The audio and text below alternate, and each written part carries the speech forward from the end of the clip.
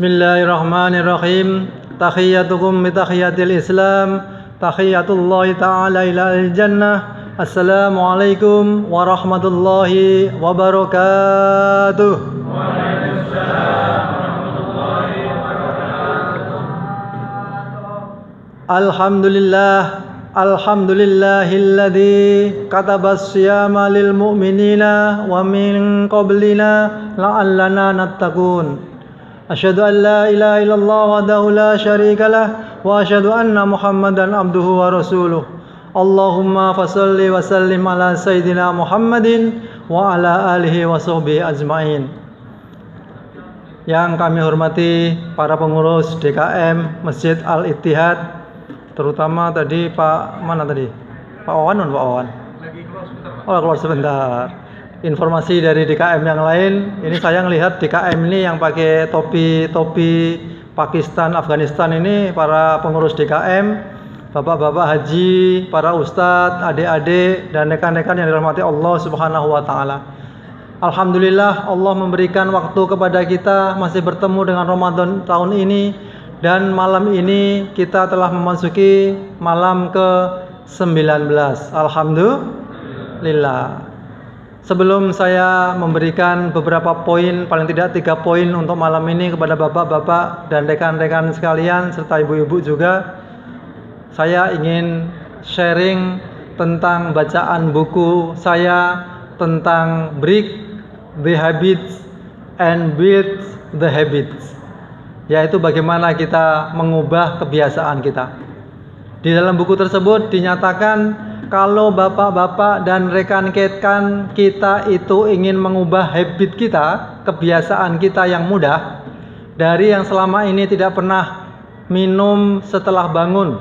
Kalau kita ingin mengubah kebiasaan, karena kata dokter-dokter itu kalau kita bangun kemudian minum air hangat, itu akan mengurangi resiko untuk orang-orangnya di atas 50 tahun, mengurangi resiko terkena stroke. Karena minum air setelah kita bangun, tenggorokan kita kering, kemudian kita minum air hangat, itu akan melancarkan peredaran darah dan akan mengencerkan darah kita.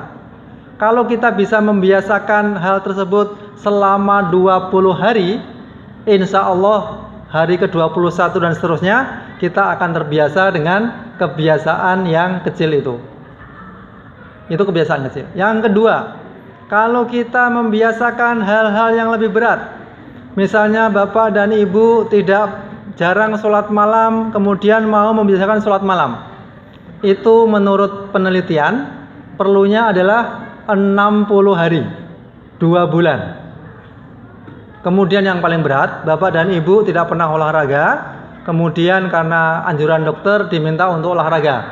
Ternyata menurut hasil penelitian, bapak dan ibu minimal perlu 80 hari. Nah, kalau kebiasaan-kebiasaan itu kita dekatkan dengan kebiasaan kita berpuasa, bapak dan ibu yang jarang berpuasa Senin Kamis, tidak berpuasa 3 bulan selama bulan-bulan Komariah, tiba-tiba langsung sholat Ramadan atau puasa Ramadan, ini biasanya bapak dan ibu tubuhnya akan mengalami shock kebiasaan, shock habit.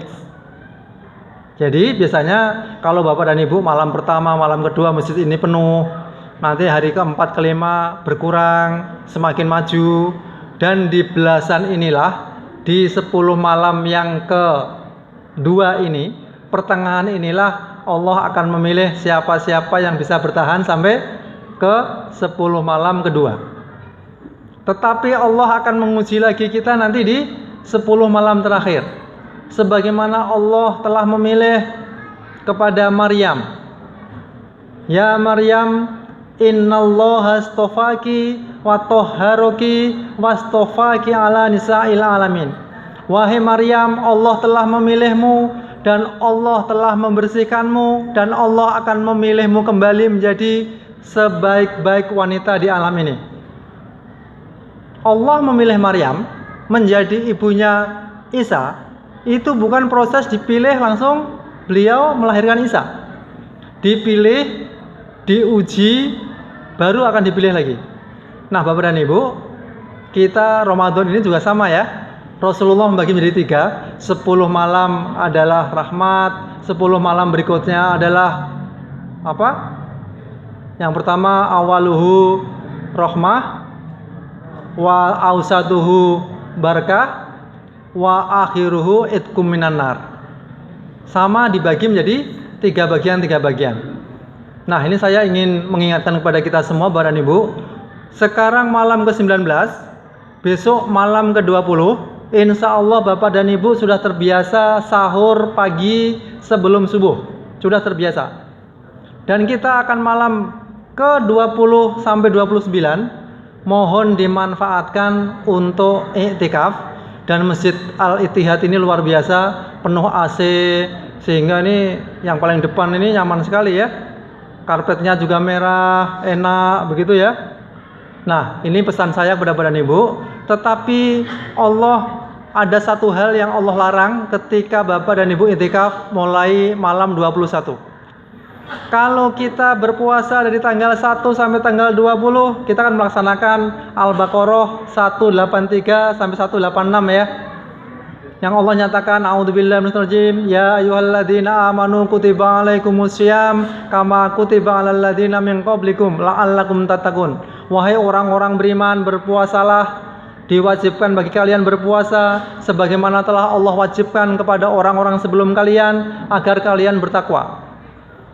Berpuasa itu kalau kita orang-orang biasa adalah menahan nafsu makan dan minum dari fajar sampai maghrib. Kalau kita biasa makan 3 kali, selama puasa kita makan cukup 2 kali. Kalau ada yang mau 3 kali, nanti setelah tarawih makan malam atau makan siang, pengganti makan siang ya. Silakan makan 3 kali silakan. Tapi idealnya yang udah di atas 40 tahun, belum di bawah 40 ya, masih 3 kali ya. Yang di atas 40 tahun, di atas 50 tahun cukup 2 kali ya. Ini Bang Alimuddin masih 40 juga ya. 3 kali berarti ya. 3 kali juga. Kalau Bapak dan Ibu sudah terbiasa dengan itu, berarti kita adalah puasanya orang-orang biasa, hanya menahan nafsu makan dan minum. Nah, Allah memberikan kita pilihan, makan itu halal tetapi selama kita puasa itu diharamkan. Itu untuk makan dan minum. Di 10 malam terakhir Bapak dan Ibu, Allah akan melarang lagi satu hal. Wala tubashiruhunna wa antum akifuna fil masajid. Ini ada di 187. Allah melarang bapak-bapak, rekan-rekan yang sedang iktikaf itu menggauli istrinya. Nah, ini yang pengantin baru hati-hati ya. Mohon ditahan selama 10 malam, tanggal 21 sampai tanggal 29. Alhamdulillah tahun ini cuma 9 hari. Bapak dan Ibu dilarang menggauli istri selama iktikaf. Ini intinya apa? Bapak dan Ibu pertama selama 20 hari diminta untuk latihan menahan nafsu makan dan minum. Kalau Bapak dan Ibu 20 hari lolos, berikutnya Bapak dan Ibu akan diminta untuk menahan nafsu biologisnya. Karena di turunnya ayat 183 sampai 187 ini adalah di tahun kedua Hijriah. Ya. Allah wajibkan untuk berpuasa, tetapi Umar dan anaknya Abdullah bin Umar itu orangnya gagah dan nafsu biologisnya sangat kuat.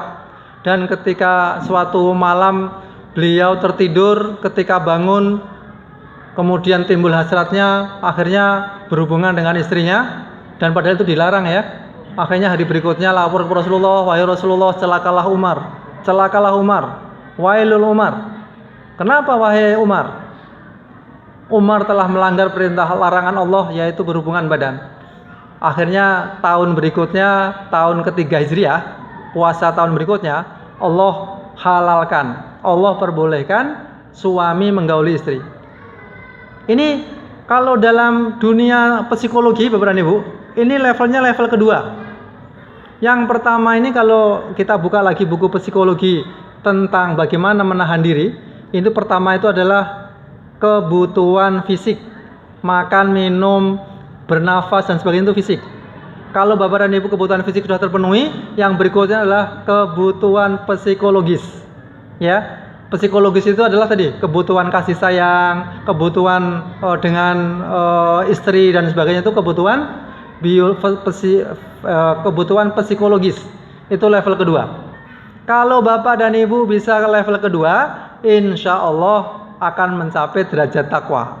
Takwa itu kalau menurut psikolog Abraham Harold Maslow, psikolog Amerika, orang Yahudi, dia menyatakan levelnya level 5 ya. Mereka membuat 5, tapi Imam Ghazali bikin hanya 3, yaitu puasanya orang biasa, puasanya orang khusus, dan puasanya orang khususnya khusus. Ini yang kalau di level pertama itu menahan nafsu makan dan minum, kemudian yang kedua adalah menahan di luar itu, masalah perasaan, hati dan sebagainya, dan ketiga ini kalau menurut Maslow itu disebut dengan achievement of actuality, yaitu orang yang bisa mengaktualisasikan dirinya. Dia tidak peduli kata orang lain, dia hanya ingin mencari ridho Allah Subhanahu wa taala. Dan kalau Imam Ghazali menyebutkan orang puasa khosnya khos, ini adalah para nabi dan para rasul. Mereka dipenuhi semua kebutuhannya, bahkan Rasulullah seringkali namanya puasa wasol, ya. Karena di ayat 183 ini ada ayat yang menarik tentang puasa wasol, tetapi Rasulullah melarang ini dilakukan oleh para sahabat. Karena di antara ayat yang panjang itu ada summa atimus syiyama ilal lail, dan sempurnakanlah puasamu sampai malam. Padahal kita kalau maghrib itu termasuk malam nggak? Masuk nggak, Ali? Nggak masuk. Masuk ya. Malam itu dimulai maghrib sampai fajar, itu adalah malam. Tetapi Rasulullah mengartikan malam itu, ya malam itu puasanya dilanjut, disebut dengan puasa wasol. Rasulullah sahur, kemudian berpuasa, ketika maghrib sampai isya sampai subuh tidak makan lagi, tapi lanjut lagi ke hari berikutnya. Itu terjadi, ada puasa yang 2 hari, ada yang puasa sampai 3 hari, namanya puasa wasol. Tetapi ketika para sahabat itu mau melakukan itu, dilarang oleh Rasulullah. Jangan engkau puasa wasol. Para sahabat bertanya, mengapa engkau berpuasa wasol Rasulullah? Allah yang memberikan makan kepadaku, sedangkan Allah tidak memberikan makan itu kepada kalian. Ini adalah khusus untuk Rasulullah. Makanya Bapak dan Ibu tetap berbuka biasa, tetap bersahur biasa, dan mohon masjid ini diramaikan dengan iktikaf di malam 21 sampai tanggal 29. Kalau yang mulainya hari Sabtu berarti tanggalnya adalah tanggal 21 sampai tanggal 30. Jadi tahun ini ada perbedaan antara pemerintah dengan NU dengan Muhammadiyah. Bedanya kalau kita ganjil, teman-teman Muhammadiyah genap. Kalau teman-teman kita ganjil atau genap, berarti teman Muhammadiyah ganjil. Kalau kita mencari Lailatul Qadar, kita penuhin saja 9 malam di tahun ini. Semoga kita mendapatkan Lailatul Qadar, karena Lailatul Qadri khairum min alfi syahr. Malam 1 malam itu ibadah kita itu nilainya sama dengan 83 tahun 6 bulan. Yang kalau di kita rata-rata itu orang Indonesia, angka harapan hidupnya untuk bapak-bapak 67 tahun dan untuk ibu-ibu 77 tahun.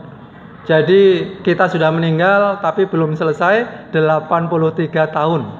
Jadi kita usahakan untuk i'tikaf, untuk mencari ridha Allah, dan semoga Allah memberkahi puasa kita, menerima amal ibadah kita, dan memberikan kekuatan kepada kita. Amin amin ya rabbal alamin. Aqulu qauli hadza wa astaghfirullah lana wa lakum wallahu muwaffiq ila aqwamit thoriq. Wassalamualaikum warahmatullahi wabarakatuh.